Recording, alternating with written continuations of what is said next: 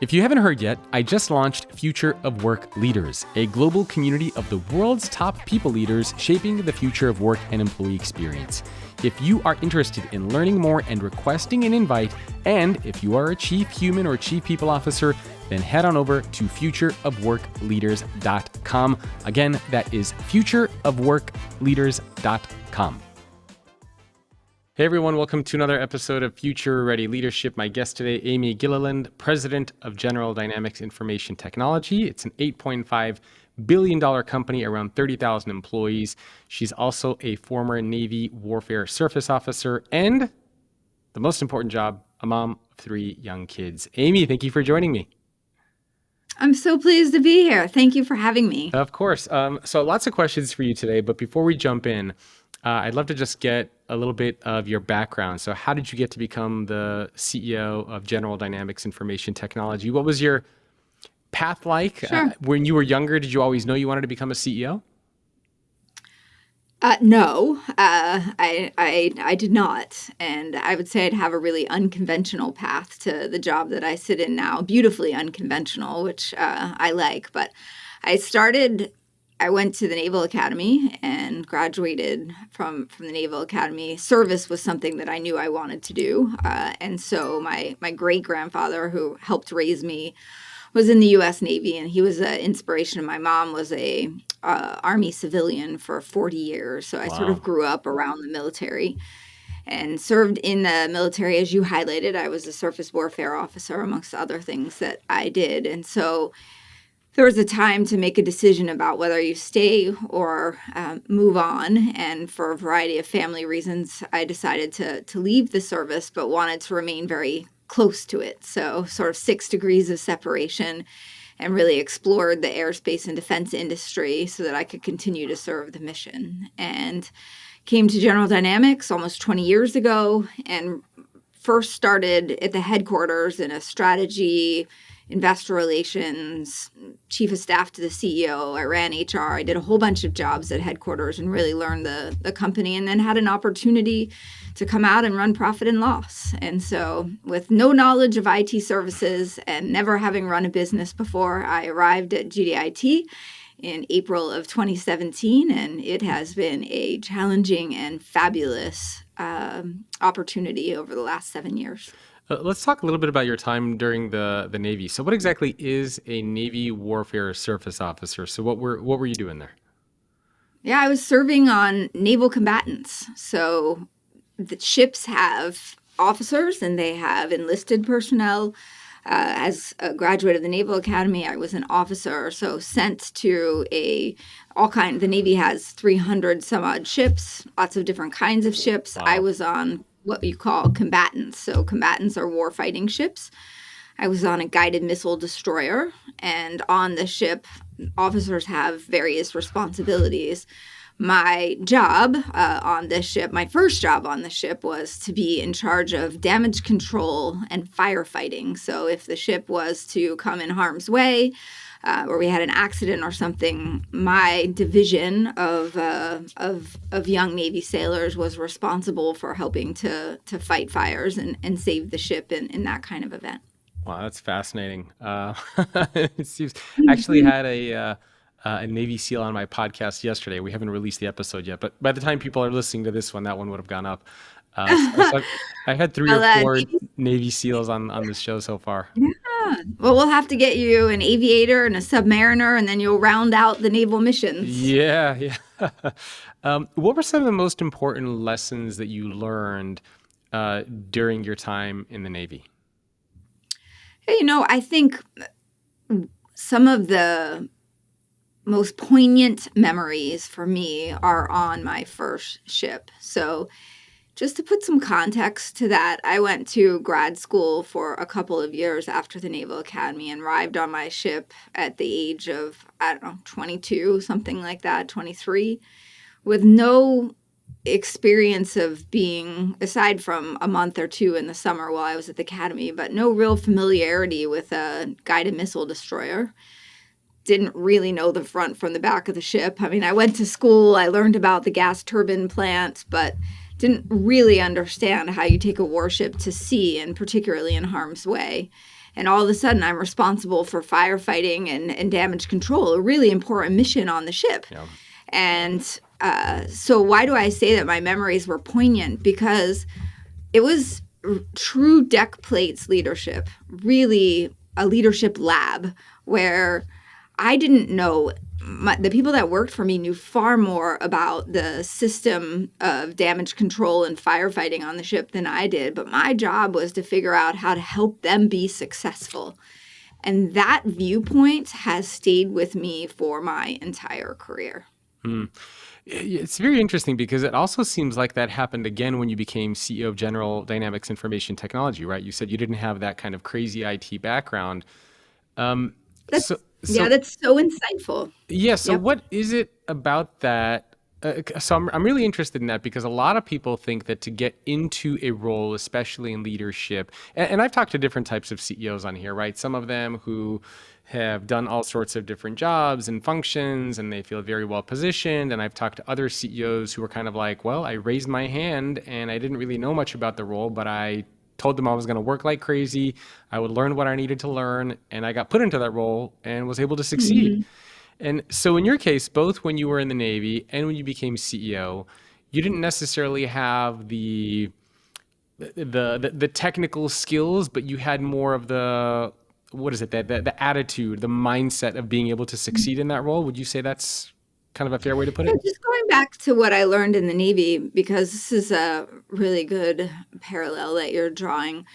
In the Navy, when you go to different jobs, they call your preparation OJT, which is in Navy parlance on the job training. Okay. And so from my earliest years, I realized that I was never going to be perfectly prepared for a position. And I think I expected when I came to industry that that would change, but in fact, it didn't. And I always had imposter syndrome along the way Mm, about not feeling like I was prepared for those jobs, but quickly learned that not unlike what was on the deck plates of the guided missile destroyer, my job was to help people that were very successful in their particular disciplines be successful. My job wasn't to know their jobs. yeah. My job was to provide the most prepared and successful workforce for the mission. And so, when I moved from strategy to investor relations, didn't really know anything about investor relations, but my job was to help the CEO make sure that our investors were prepared. When I moved to HR, I didn't know anything about HR. So sort of what I have come to understand and what I advocate is that actually there's a richness in having a wide panoply of experiences that is in and of itself great preparation for any position. The on-the-job training, do we still do a lot of that? My general sense, like I remember, there used to be a lot of talk around apprenticeships, right? Even way back in the day, you would apprentice for a blacksmith, you would apprentice for a carpenter, we would have a apprentice type roles, and we would have so much on-the-job training. And today, I mean, I guess we have a little bit of that, but it doesn't feel like we have that same culture, that same way of thinking about it. Today, it's sort of like, well, be really good at your job, take some training programs and classes. Maybe you bring in a lot of money to the business and then we'll promote you. We don't have a lot of that apprenticeship, a lot of that shadowing, a lot of that side by side teaching anymore. I mean, A, do you agree with that? And B, how do we bring some of that back to the organizations? I can't talk a lot about places that are outside of where I live and breathe all the time. I wouldn't disagree with you, but I would say that we are taking a very different approach to that. And Okay. so when I look at the longevity of the business here, our job is to prepare the workforce for the future, which is going to have very different technical skills. And technology is evolving so quickly that I have to take people that are really good at managing a large program and pair them with a person that's good at managing a small program, that I can grow a small program manager into a large program manager. Mm. They don't grow on trees, Hmm. and it's very hard to recruit them from elsewhere. So I would say that part of retaining our current workforce is showing them that there is a path forward and that we are thinking about what's next for them and helping them prepare for that. And just given the industry and the discipline that we're in, that does require putting them into positions where they can learn from others and then quickly giving them an opportunity to succeed themselves. Does that also apply to maybe non-technical skills, like for example, leadership? Because you usually, when we think about apprenticeships, it was usually revolved around technical skills, right? An intern would go watch like a master carpenter or a blacksmith and see how they Right, cobble and put things together. And I suppose right. it's still very relevant in manufacturing, in IT, where people are doing something and creating something. But in the world of leadership, where you're Hmm. not maybe specifically building or coding something, but it's really important to see how a leader Yeah. commands a room, how they Yeah. practice emotional intelligence, how they put together teams. Is there a lot of that going on? Do you believe in the on the job and apprenticeship style training for leadership? Yes, is the short answer. And let me tell you, just a couple of weeks ago, my leadership team sat down as part of our regular cadence and talked about succession planning for the next three layers of the organization. And what that conversation starts with is if we want these leaders to be us one day, what are the traits that we think are important? Do these leaders have those traits? Do they not have those traits?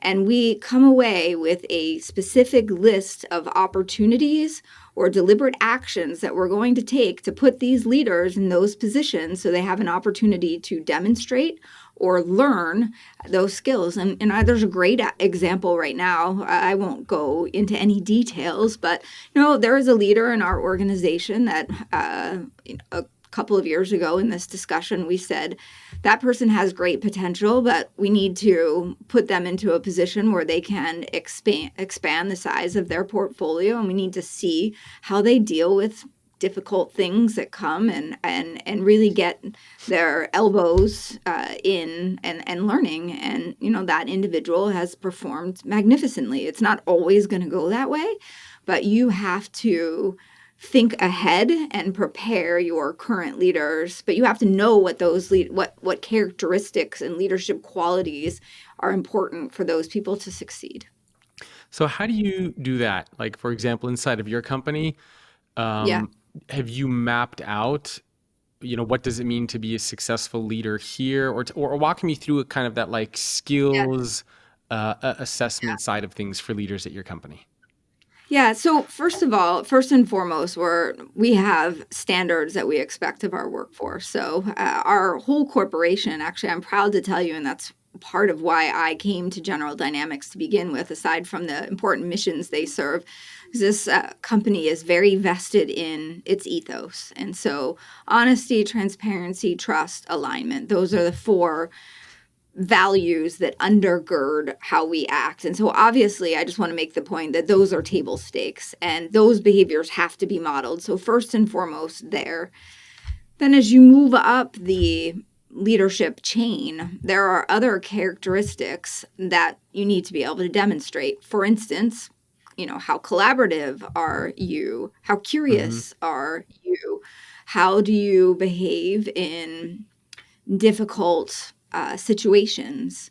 What do your how are you an enterprise leader? In other words, are you thinking beyond just the immediate line of business or responsibility that you have and how it impacts the rest of the organization? So those are some of the examples, and we've really, as a leadership team, my team and I have sat down and really culled those out so they are bespoke to what we think General Dynamics information technology needs at their level of leadership and the next level down. And so we've been very intentional. Yeah, I wish more organizations were as intentional on that, and I love the kind of the on the job training aspect of it. Do you pair, for example, aspiring leaders with current leaders? Like, how do you do leadership on the job training? Is that even possible? Well, again, it takes a lot of different forms. Okay. So there are some, for instance, we always have here I gave the example, we have a lot of programs. We have about 4,000 programs that we Wow. that we deliver for customers across the federal government. So Department of Defense, intelligence agencies, federal and civilian agencies. And those programs go anywhere from $10 million to $5 billion. And so we are very intentional about pairing a program manager, a leader on a program that might have 1,000 employees, with a leader that's maybe run a program that had 250 employees. And so those two will work together to deliver that program so that you can grow that smaller leader, because there's no, you have to experience it. You have to be there. Yeah. Then I would say that there are certainly mentorship opportunities that we have. And then I would also highlight that we create opportunities as well. So perhaps we have a problem that is an enterprise-wide problem. Benefits, changing benefits. When we first came together, we had a large acquisition back in 2018. We first came together. The two companies had very different benefits. We identified some next level leaders because we knew that we needed to have buy-in from the lower level leaders. This couldn't be mandated from above. Nobody was going to like the outcome anyways, right? Because everybody by definition was probably not going to have everything they wanted. But if we engage those lower level leaders, gave them a chance to problem solve and show us whether they could think across the enterprise and engage the lower levels, and how did they communicate that and put together. So that's an example of a task where we could have just done it ourselves, or I could have asked HR to do it by themselves. But how much more of a powerful process and outcome would it be if we engage those next level leaders? And I will tell you that one of them now sits on my leadership team as a result of seeing what that individual can do. And so it's really important, because these decisions are not just, in my mind, for instance, if we have somebody that is leading our CIO organization or our chief technology organization or even our finance organization, everybody is impacted by those. So you can't allow just those particular leaders to, in their silos, pick their people. It has to be a leadership team. And so we all want a good look at the leaders that will put this enterprise into the future. So if you were coaching some of the organizations out there that are listening and watching, and they're thinking, okay, I really love this on-the-job training component. I want to implement something like this for my team or my company. Where do you begin? Is there kind of a structured program that you have around it? Is it just kind of pairing up novice, soon-to-be leaders with existing leaders? Like how would you coach or advise anybody around how to create that on-the-job training for their company? Well, first of all, I think it's a mindset. So empowerment is really important. And I think a lot of organizations shy away from thinking about, I will call them stretch assignments, or putting people in positions that they may on paper not seem prepared for. And so your leadership team has to be on board and has to be prepared to take some of the risk that comes with putting people in positions that will likely help them grow, but may also cause them to fail. Because the point is that the whole leadership team has to be behind supporting that individual when you put them in that position. And so that's point one, right? You all have to be in, and you have to have a mindset change that we're willing to take some risk, because we're going to undergird the decisions that we make to help people be successful or to redirect or whatever the action is. Secondly, I'd say you have to be very deliberate about it. This doesn't have to cost a lot of money, but it does cost time, because you have to be thoughtful about it. And I would, again, just underscore the importance of figuring out what are the needs of the organization, not just today, but maybe in 5 years from now. And that is a map. When you put those on a piece of paper, it jumps out to you some of the characteristics that or shortfalls that some of your leaders have. I mean, it's glaringly obvious. Yeah. And then coming together as a team and making time to talk through it and setting an expectation that everybody has to have input, because we're all experiencing these leaders. So my advice would be this isn't something that you need to hire a consultant for, or something that is bespoke that has to be, it is bespoke by definition, but it's something that you're going to iterate on. So I would say every year we change the process just a little bit, but the focus at the end of the day is, hey, by the way, we put this person in this position. How have they done in that position? How have you seen them do in that position? And so it is not a one and done. It is something that if you're going to undertake this journey, you have to be committed to.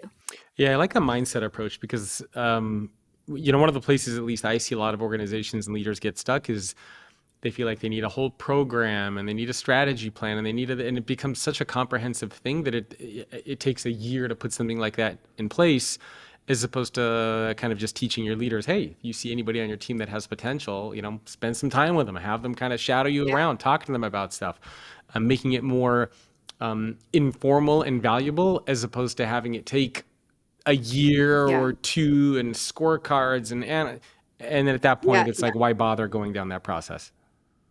Yeah, so that's a point that I should have made that I didn't, but making it organic is so much better than ordaining it from above.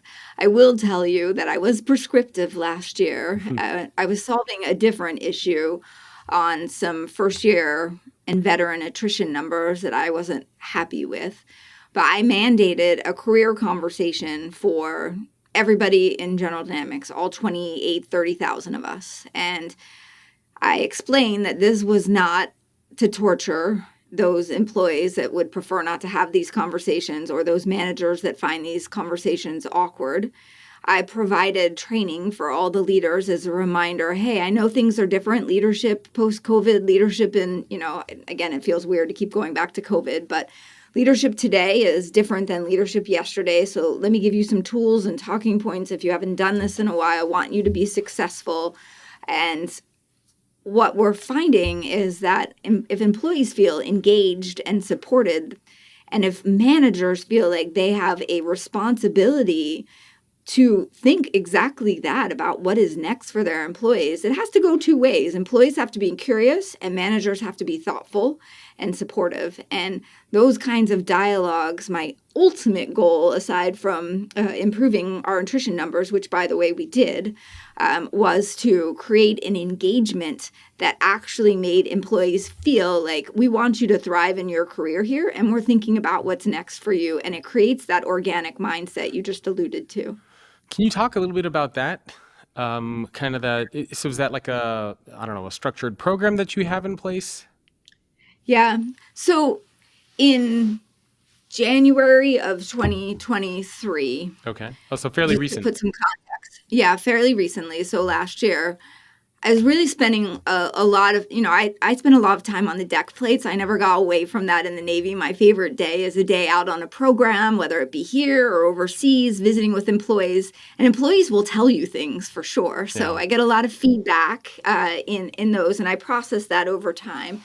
And what I was finding, what I was hearing from my managers and my employees alone is, one, again, we're a national security company. We support government agencies in serving U.S. citizens and also protecting our country and its values overseas and at home.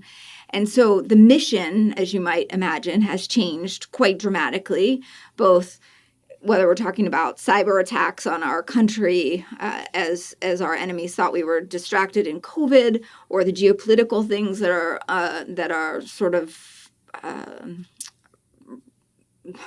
they're proliferating around the world now as we're all watching those events. Yeah. That created a lot of stress for our leaders and our employees. If you add to that the reality of some of the difficult things that emerged post-COVID, isolation, economic issues, political things that are going on in our country, a loneliness epidemic, all sorts of things there, and workforce postures have changed. So it's very different to lead a hybrid workforce than it is to lead. So all of those things you put together, and we realized that we really needed to help our managers, help our employees, because at the end of the day, when our employees are successful, we accomplish the mission, which is honestly why employees that come to work at GDIT, why they pick technology in this industry is because they care about the mission. And so we started a formal program for all of our leaders, everybody that is a people manager. And in that program, it was sort of a refresher on things like, how do you have a career conversation? How do you have a conversation about mental health if that comes up? How do you talk to employees about the resources that are out there? How do you talk to employees about careers? What tools do we have here? And we made it mandatory that every one of our leaders took that training. They all have now. And the training wasn't a point fingers at you. It was, here's the tools. Let's do some role-based playing. So it's not just transmit for 2 awful hours of, of sitting there by PowerPoint. It wasn't that either. And our managers were so appreciative of the opportunity to practice and have practical skills and some new things that help them have conversations that they otherwise would prefer to avoid. On the other side, I also, like I said, mandated as part of our requirements every year a career conversation. Some people were having those and having those often, but many others were not. In some cases because they prefer not to, because they're awkward or they don't even know their folks. In some cases because they're just too busy. And I understand that. This is a super, super fast cadence kind of a environment that we work in, but it is important. And so that's we called it the year of the people manager in 2023, and 2024 is also the year of the people manager. And we've put all kinds of webinars and training tools out there, and we've brought our people managers together for summits, both virtually and in person, to continue to show to them that we see them and that we want to help them succeed, because being a manager can be a very, very both difficult and lonely and isolating position. Yeah, I couldn't agree more on the people manager stuff. So I mean, it's one of the reasons why I have a new book on employee experience, which will come out next year. Oh, So I'm fabulous. talking to 100 chief human resource officers about exactly that and looking at kind of trends and what's happening in that space, because I think the role has never been more important, and not just in HR, but anybody who's leading or managing a Yes. team. Yes. So Yeah. No, this isn't an it's HR becoming thing. This huge. is a whole of the Yeah. organization thing. It's a whole leadership thing. I want to shift gears a little bit. So we talked a lot about that on the job stuff. Now, obviously, you're the CEO of a technology company. So I really wanted to ask you on your thoughts around the future of technology. Are you a pessimist or an optimist? We hear a lot of people saying ChatGPT and tools like it are going to be the end of work and billions of jobs are going to get Mhm. replaced. And then we have the Mhm. other side where people are like, nah, you're going to be fine. New jobs are going to get created. So what are you seeing as the CEO of such a global technology company? I am an optimist. Okay. Now, I think that we have to confront this with our eyes wide open and with the appropriate guardrails and governance. And we've been very thoughtful about that as a company. And, interestingly, we have been delivering a lot of the AI and machine learning to our customers for many years. Delivering it internally is something altogether different. And to get to your point about employees, I actually think there is tremendous opportunity to help employees focus on the things that employees are really good at and Yeah. use technology to focus on the things that they would honestly prefer not to do because it is mundane or difficult, and it gives us a better picture. So I'll give you one example from today. Just, this wasn't something that was planned, but I sort of laughed to myself this morning when I got a text from my marketing officer. We updated our website today. Okay. So wanted to just evolve the feel of GDIT.com, updated our website, and we asked ChatGPT what it thought of the website that we updated. How does it compare to the prior website? And what it told us was largely what we hope to achieve. And so that was the marketing folks looking to technology to help Ah, attest to the work they did. We bid probably 1,000 bids every year. And I can't tell you, these are tomes of requirements that come from the customer. How can you use technology to comb through those tomes of things Yeah. and use the brains of the people that have been working these proposals for years to help come up with a data-informed strategy? We're already using AI internally. We have, you and I were talking about the importance of careers and understanding what's next and how do you push employees to own their careers as well as managers to be vested in them. One of the ways that we want to push employees is we created this tool, we call it Career Hub, and employees upload their resumes and fill out some filters about their clearances, their certifications, their preferences, and it will match them and their experiences to opportunities that are open inside of GDIT. So there's a way, rather than the system before, which was go on and look at 2,000 recs in the company and hunt and peck for one that you might think is, relevant to you. So, I was just in North Carolina at one of our training programs last week or the week before, and I had an employee ask me this very question, and I was very honest. So I'm excited, but there is we have to be very deliberate, and there are use cases that make more sense than others.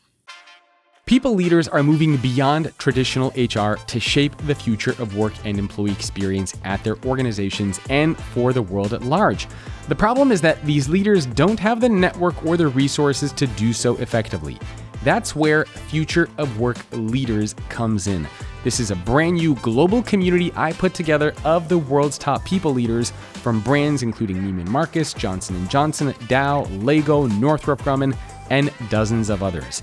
If you're interested in learning more and requesting an invite, and if you are a Chief Human or Chief People Officer, then head on over to futureofworkleaders.com. Again, that is futureofworkleaders.com, or you can reach out to me directly, jacob@thefutureorganization.com. I like the optimism approach. I'm kind of the same. I mean, even if you look at something like ChatGPT, we're seeing a lot of new jobs emerge, some paying hundreds of thousands of dollars for you to be a ChatGPT prompt specialist, right? where you know how to, because ChatGPT is a really great tool, but it's a tool just like any other, and you have to know how to use it to get the things that you want. So for example, I'm also working on a new website design, and I didn't even think about putting the designs into ChatGPT to compare them until you just said that. So, knowing what it can do and how to get the most out of it, I think is a very, very important role. So I'm very much with you on the optimist side of things.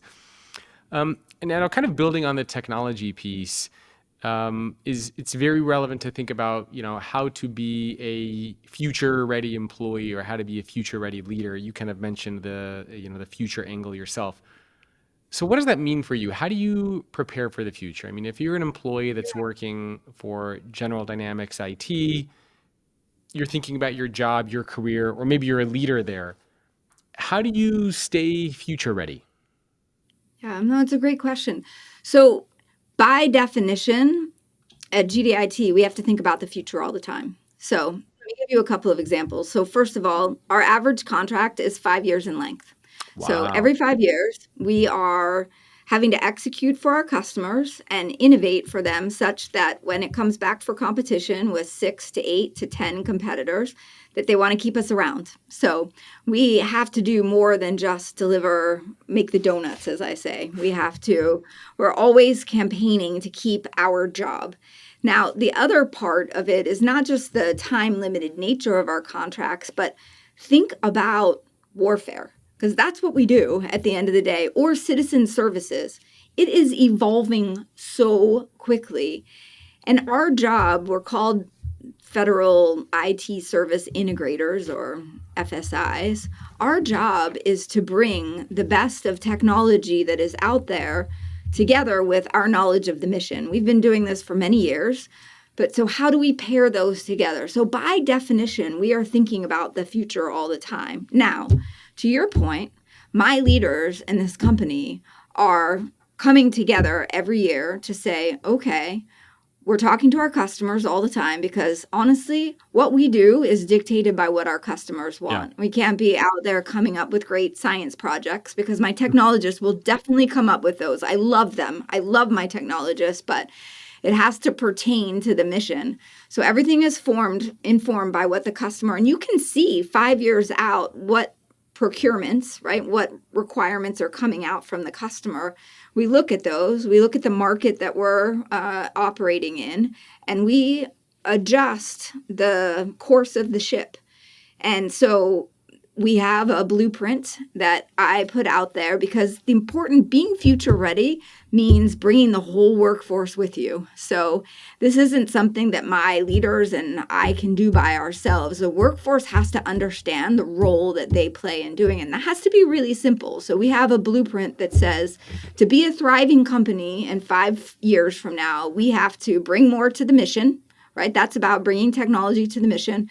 We have to make GDIT better every day. So how do we cut costs, collaborate better, innovate in the enterprise, bring AI, to the forefront, and we have to be a company with a soul. That is that is our broad long-term strategy. And we look at that every year, but we have to get buy-in from all the employees. They have to understand that they have a role in it because when they feel like they have a role in moving this enterprise forward, things happen.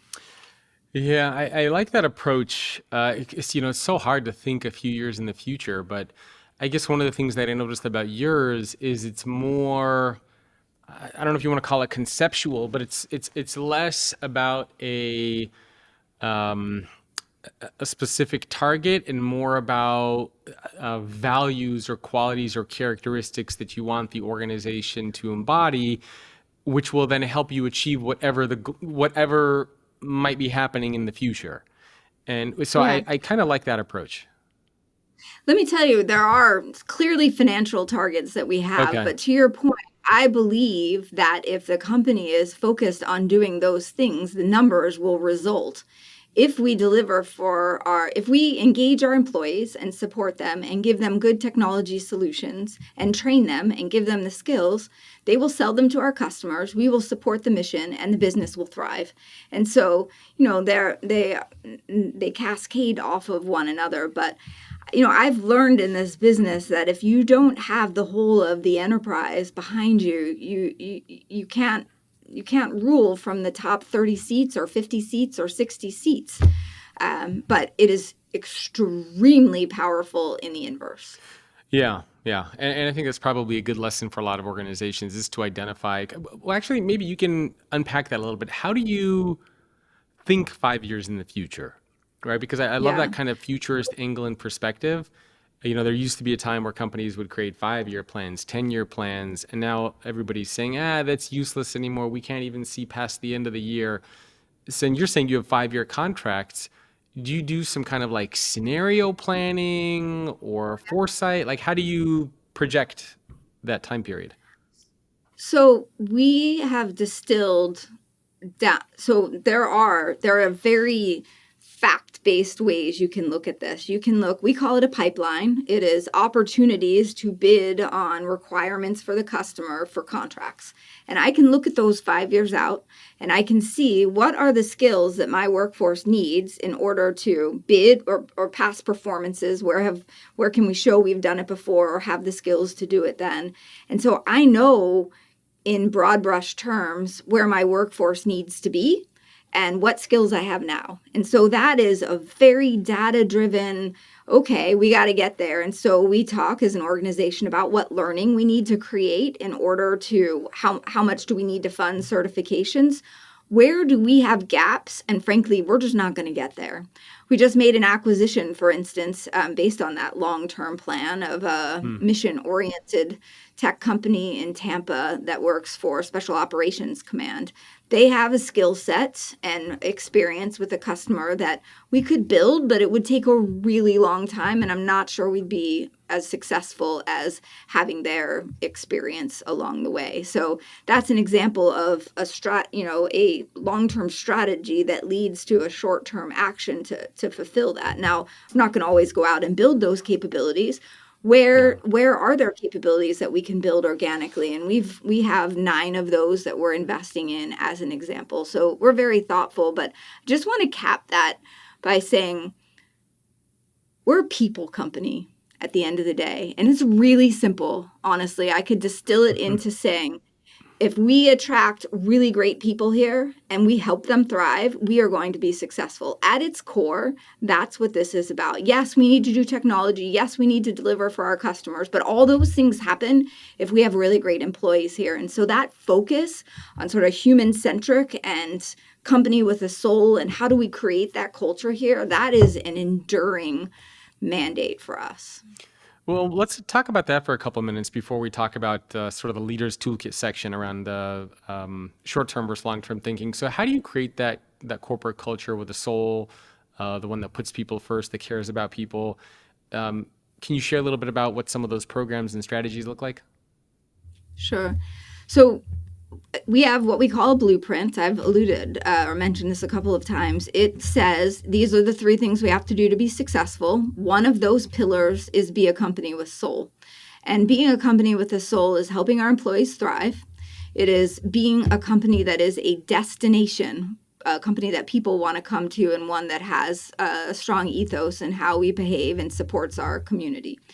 And so the first thing that we do is that this focus is a mindset investment. And so I expect of my leaders that they are people-centric leaders. They don't all, not everybody lends themselves or their leadership style to that, but I have an expectation that my leaders check in on their people, that they hold them accountable, but that they are empathetic leaders that are vested in their employees. And if I talk to their employee would tell me, yes, my manager knows me. We've talked about my career. There are clear lines of communication. If your leadership team does not in and of itself have a mind shift that is part of their responsibilities as being a good leader at GDIT, it will never work. And so we do hold our leaders accountable for modeling that behavior. I think modeling that behavior is the only way that you're going to get, this is up here, we have 30,000 employees. It has to be modeled all the way down. It's not something that can be mandated by email. And so what programs do we have? Well, we have this internal mobility program where we focus on, our employees want lots of different experiences. And as I told you, I'm a huge fan of that. So I want them to move around the organization and do different things because when we get into a tight situation, that experience from somewhere else informs a decision that you can't predict right now. So we created this AI tool called Career Hub that I talked to you about a minute ago, which helps employees identify their future opportunities or how to get there, what kind of training they might need to apply for that job or prepare for that next step. That's one example. We have evolved our benefits offering. And we work in a very competitive business. I have literally hundreds of competitors. We can't offer everything. I'm not a commercial tech company, but I have gone to my employees, as I alluded to before, and every year we ask them, hey, what matters to you? And one of the things that we've found going to the reality of mental health, which is so important for serving very stressful national security and government services missions, is we've evolved our mental health offerings. We see where our employees are, and we've brought services that better provide for them and been really innovative in the service offerings we have. And the last thing I would give just as an example is building community. So, in this increasingly connected but disconnected, which is such a oxymoron. Yeah, it's a but funny thing to say, but I right? totally get it. I know you understand it, but in that you have to be purposeful in creating opportunities for people to come together. That community is important for people's mental well-being, but it's also important for the business and for customers. And so we have employee resource groups that have become a really important part of our community. We have technology groups. The technologists, the cloud experts, they love to come together over a lunch and talk about cloud things. Or the cyber pokes, they want to come together and talk about identity credentialing access management. ICAM is the acronym we have. And so in small ways as a company, we can create opportunities that afford people connection, which I believe is important to the success of the business, our Yeah. customers, and our company. Well, let's transition a little bit to this future ready leadership toolkit section where we kind of unpack something specific and you can share and teach how you approach this. And I think for the purpose of today's conversation, it would be really interesting to kind of get your thoughts on two angles. One is, how do you balance innovation with tradition? So doing things because you know they work versus innovating, and especially in your industry and technology, that's probably an interesting paradox. And also, how do you balance focusing on the short term with an eye towards the long term? So let's start off with the first one. How do you balance innovation, experimentation, doing all this crazy stuff Sure. with tradition? Because yeah, I forgot, how old is your company? Well, General Dynamics has been around since 1952. Wow. General Dynamics information technology started to form. It was built through a long series of acquisitions in the late 90s. In the late 90s. Okay. So Yeah. still, I mean, around for a while, it went through a lot of changes. So you probably have a lot of traditions inside of the company and you're trying to balance the tradition with innovation. A lot of people struggle with this. So how do you do that? So I think that there's a couple of ways. One is you have to create an expectation that everybody has a voice in the company. Because if you think about the workforce, I have a bookended workforce. I have a workforce that has been here for a long time. That is a big portion of my employee base. And I have a workforce that is brand new. So when you think about that bookended workforce and you come into a room to solve a problem, the new workforce needs to have as much of a voice or feel like they have a voice because they're bringing new ideas and new ways to do things as those that have been around for a while. So this concept of inclusion and everybody is respected and brings something to the table, we hammer that here. And I ask my leaders to model behavior that pulls that out. So if I'm in a meeting, I'll ask the most junior employee in the meeting what they think of whatever was proposed in that meeting. And that's what I expect. The other thing that I would tell you we do is we create opportunities to experiment and get employees educated on what that kind of technology does. So we have labs, for instance, where we can get in there with our customers and say, hey, we understand your parameters, and pair new technology companies in those labs to see how it works. And there are learnings from that we then demonstrate to employees that they can bring to contract. And so it is this knowledge that there are requirements that are steadfast for our customers, but what they expect of us is not what we have always done. What they expect from us is what's next. And if we just do what is prescripted in the contract, which was probably written 10 years ago and then finally awarded 5 years ago, we will not be successful. And honestly, our employees know that. So, those are some ideas on how we mix the two. It's crazy the timeline. A contract from 10 years ago, awarded 5 years ago. Like the amount of time that these things take is just mind-boggling. Yeah, It's the government's really working on that timeline, and I'd say that they've gone a lot faster because technology has changed. But really, COVID, it's at the root of your question. I would tell you that COVID actually taught us as an organization and our customers that we can do things much quicker than we yeah, thought.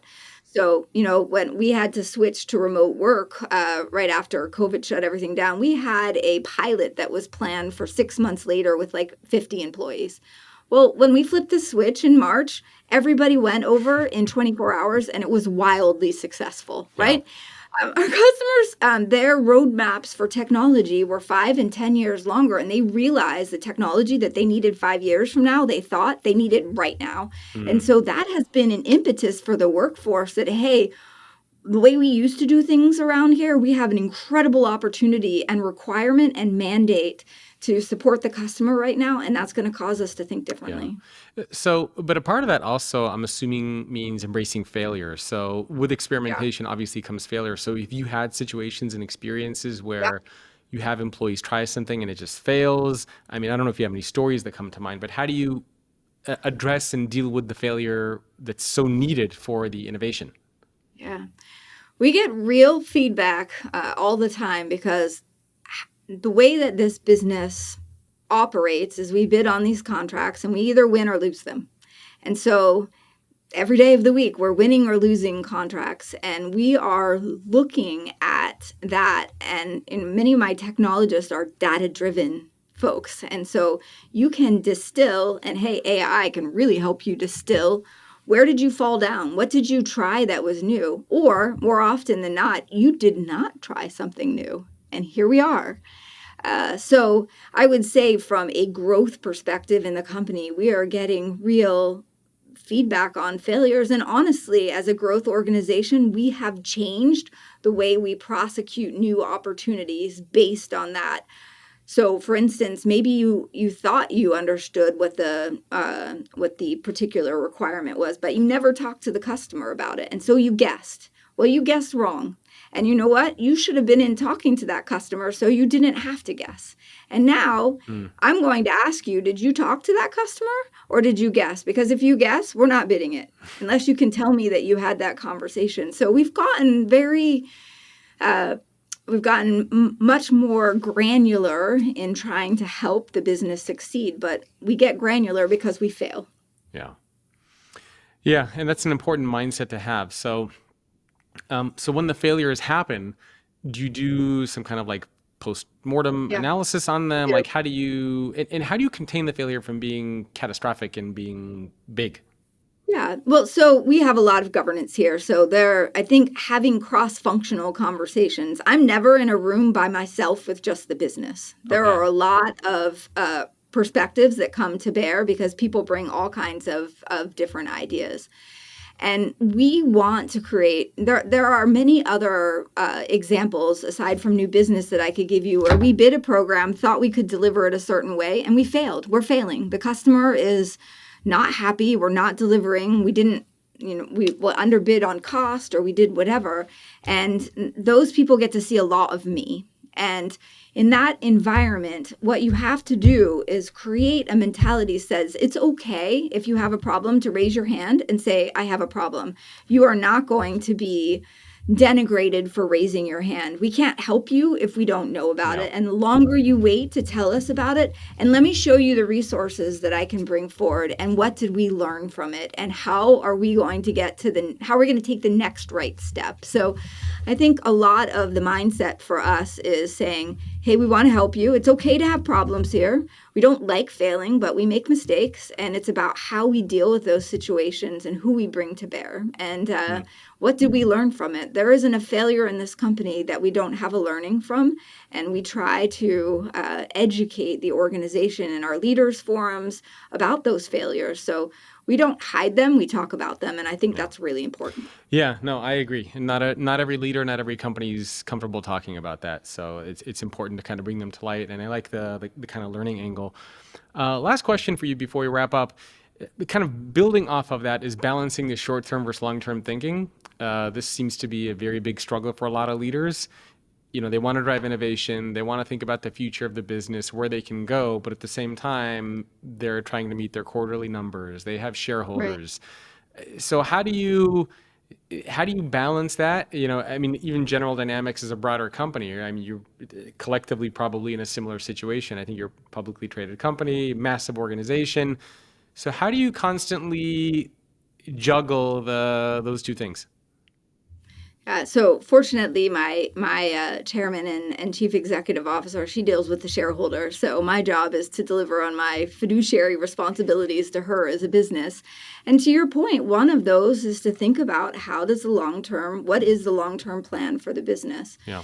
And so No, there is a thoughtful strategy about where we've been, what we've learned, and where we're going, predicated on all the things that I just talked to you about. What will make us successful in 5 years from now on those bids, and what actions do we have to take today, either from a talent perspective, where we need to put our leaders in position so that they're prepared. We need to give our workforce certain skills or certifications to be able to deliver those. Or, we need to make some acquisitions to fill in technology gaps that we have. So there is a big picture approach that is part of the ongoing cadence of what happens here. But I think if I went deeper in your question, you really have to make time for it. Mm-hmm. And I'll tell you, this business can be soul crushing in the cadence of activities, because we serve the customers, and the customers serve the mission, and that changes all the time. So it is a very high paced society of sort of environment where every day people are struggling just to deliver. And so it is about being deliberate, and that's part of the mindset. Part of that mindset of sitting down and talking to your employees. Part of that mindset of sitting down and saying, here's where I am now. How do I prepare my customers for the future? So again, I know I've talked about it a lot today, but I think it is being thoughtful and making time to do things that are an investment in the future. And if you know where you're headed and you have a blueprint and you know the basic things, it's easier than you think. So we can integrate an acquisition, and Helene, for instance, that's something you don't predict. But you know what? I have a crisis management team. They have all the vested people. When we hear that the hurricane is coming, we've got 60 plus sites in its path. Like, okay, we got to do that over here, but the business still has to function. Yeah. So is it more developing the strategy or making sure that you have that kind of an agile mindset? Because I'm assuming everybody on your team, right? You have these contracts that you're serving day to day. Your employees are waking up, they're coding, they're developing, they're meeting with customers, they're creating proposals, they're doing whatever. Meanwhile, you're also thinking like, where are we going to be as a company in 5 years? And what if we need to make certain sacrifices or get rid of certain clients or make certain pivots that might hurt us in the short term to help us achieve that long-term goal and vision? That to me seems like a pretty stressful decision to make, right? Because you might have to sacrifice any short-term benefits for long-term gain, whether it's financial, whether it's people, whether it's getting rid of a certain team or function because you're no longer going to move in that direction, divesting of a business. Like that to me seems like I would feel very stressed as a leader being put in that position. The beautiful part about what you just said, though, is if you know where you're headed and you know the few important things and you can focus your workforce on them, those decisions are easier to make and communicate, because employees have to understand. And if you can articulate to them where you're headed when you make those decisions, they're hard decisions to make. Any decisions, we divested $1 billion business a couple of years ago, but employees understood because it wasn't core to our company. So communicating often about where you're going and then taking steps that get you there, as long as you can articulate it to them. It's not it's stressful, but bringing a lot of voices to the table. And I have such a fabulous team that we know that when we make hard decisions that are best for the business, which is serving the customer, we're making the right decisions. Yeah, I had a podcast guest yesterday, the CEO of a company called iFood in Brazil, and he said that we're clear with all of our employees. We don't negotiate on culture. Like when we have plans and stuff like that, everybody knows we don't negotiate on it, and we make the decisions and we communicate that very clearly and purposefully. It sounds like your approach is very similar. Amy, where Company can with people? the soul. Yep. Oh, what was that? Go ahead. Company with the soul. Yes, exactly. So where can people go to learn more about you? Anything that you want to mention for people to check out? I don't know that I'm particularly interesting, honestly, but GDIT.com, go check out our new website and see what you think about it, but you'll learn about the really important missions. The only other thing I'd put a plug in there for is that we do have on that website our mental health resources. That has been a huge part of the culture that we have and are building as a company, making it okay to not be okay. We have veterans. We have a lot of people with clearances that have stigmas against talking about those things. We've been very purposeful in creating resources and making it okay to talk about that. And those resources are on our website if they could benefit other organizations. Perfect. Well, Amy, thank you so much for taking time out of your day. And thank you everyone for tuning in. Hope you enjoyed this episode with Amy, and I'll see all of you next time. Thanks for tuning in to today's episode of Future Ready Leadership. If you want to get access to more content on how you can become future ready, make sure to subscribe to the newsletter. It's thefutureorganization.com/newsletter. And if you enjoyed this episode, please send it to somebody who you would like to see become a better leader. Thanks for listening or watching, and I will see you next time.